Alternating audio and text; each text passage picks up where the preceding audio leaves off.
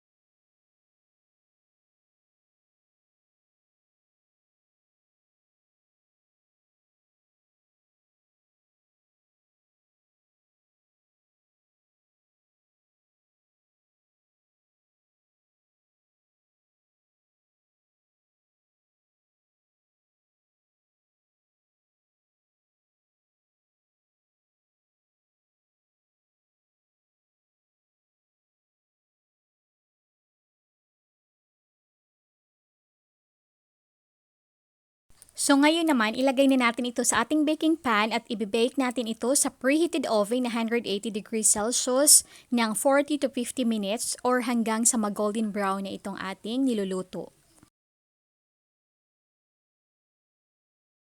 Tada! Ganito na ang kinalabasan ng ating almond bread. Napakabango ng aming bahay ngayon. Perfect ang pagkaluto, golden brown talaga.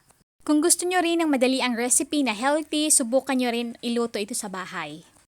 Thank you for watching! See you on my next vlog!